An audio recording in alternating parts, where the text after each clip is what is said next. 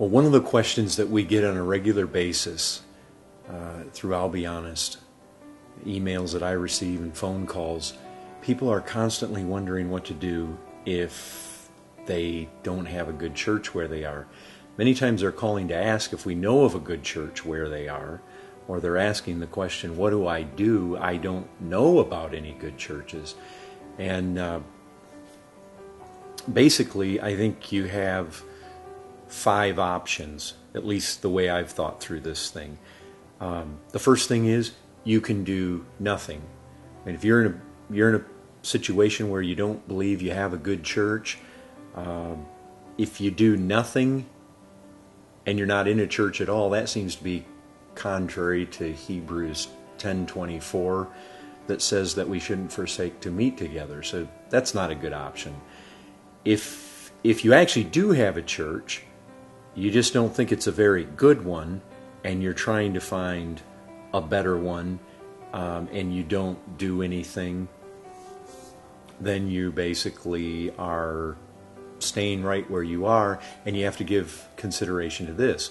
Why is the church you're in bad? Is it because there's sin allowed there? Is it because there's bad doctrine allowed there? And doing nothing about that, the Lord addresses those churches in Revelation chapter 2 and chapter 3 that allowed either bad practice or sin in the church, and He blamed the whole church. So doing nothing there doesn't seem like a good option either. So you can do that, but it doesn't seem that that's where you want to be. You don't want to stay there. So what would the second choice be? Well, the second thing that you can do is try to find a good church where you are. And maybe you say, well, I've already looked. Just because you've already looked doesn't mean there isn't one there. I think a couple things to keep in mind is this. One, you're not likely going to find John Piper preaching right down the street. And so it's really important, especially in light of all the preachers that are on the internet right now, that you're not setting the standard too high. You're looking for a truly biblical church, not necessarily for John Piper or John MacArthur. So you don't want to set the standard too high. The other thing I would say is this: pray. Really ask the Lord to show you where a church like this might be. If there's one there, the Lord knows it's there. And the Lord certainly wants His people functioning together in healthy churches. And so ask the Lord. Don't overlook this. Don't count this as a minor matter. In fact, a season of prayer and fasting might be very healthy in seeking the Lord for this. It's a very important part of your life. Seek the Lord. The other thing that I would say in trying to find a good church is use the tools that are out there. Like I'll Be Honest. I'll Be Honest has recommended church list. Johnny Farese, Farese.com, has a list of Reformed Baptist churches. 9 Marks, they have, I think they have a church listing. The Founders, Southern Baptist, they have church listings. You can call. If there's a preacher that you really like, you admire, you find profitable, call them. Call their church. You like John Piper? Call his church. Find out if they know of somebody, or somebody on their staff knows of somebody where you live. Use the resources that are out there. And the other thing is, it's really important, if you're going to look for a good church, that you know what a good church is. And what are you looking for if you're looking for a good church? The kind of things you'd want to be looking for is this: do they have a high view of the Bible? Really important. A high view of Christ. Do they practice church discipline? Are they evangelistic? It's really important. Do they pray? I mean, those are just some of the basic things that you really want to look for in a good church. So we have the first one. You can do nothing. You can look for a good church right where you are. Another thing that you might think about is you could start a church where you are. Now that one's intimidating to most people, because most people have the idea that, well, to have a church we have to have a pastor, and I'm not a pastor. Well, a lot of churches were started in the New Testament, in the book of Acts, without elders and deacons. That's how churches start many times. You could go into Acts 16. You could look at the church at Philippi. You had a few people converted. They began to meet together. Jesus says in Matthew 18, he speaks about 2 or 3 gathered together in his name. The truth is, you don't need buildings. You don't need pastors. You need your Bible and some God-fearing people, and you can begin to open up that word. You can sing together. You can pray together.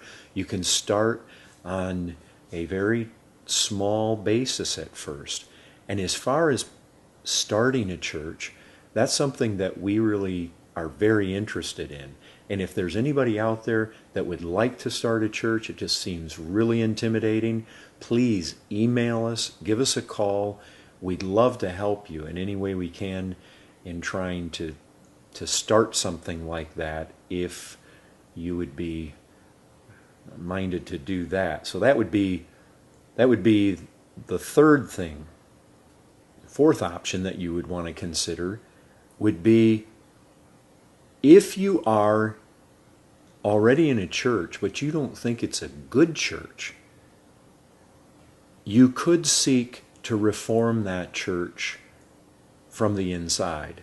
Rather than just try to move on somewhere else, you can seek to biblically try to initiate the changes in the church that would bring that bad church into the condition of being a good church. And it's true, there are bad churches, and there are good churches.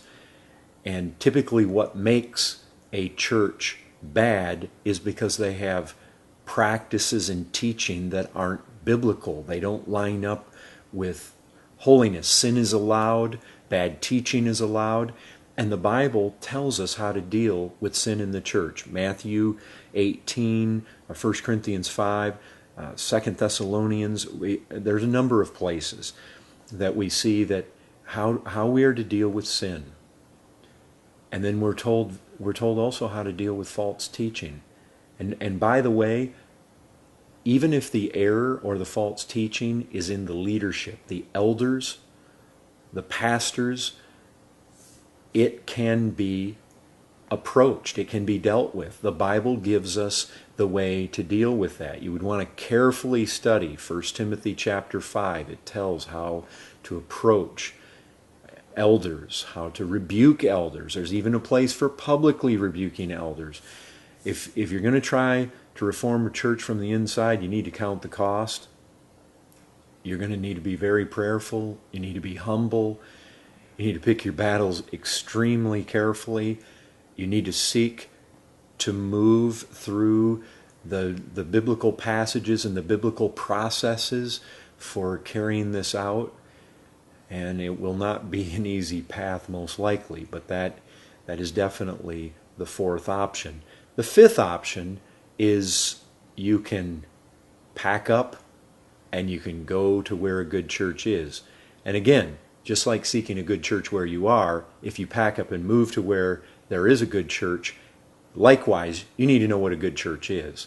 And so, just like I mentioned before, some of the characteristics of a good church, you definitely want to make sure those things are in place. And by the way, just because you like the preaching or the teaching of a certain church on the internet does not automatically mean that that is a good church, and that if you move there, you're going to find it everything you think that it is simply by their teaching on the internet. So make sure you find out about a church before you move there. Absolutely go visit it first. But those are the options. So basically, what you have is you can do nothing. You can seek a good church right where you are. You can seek to plant a church where you are.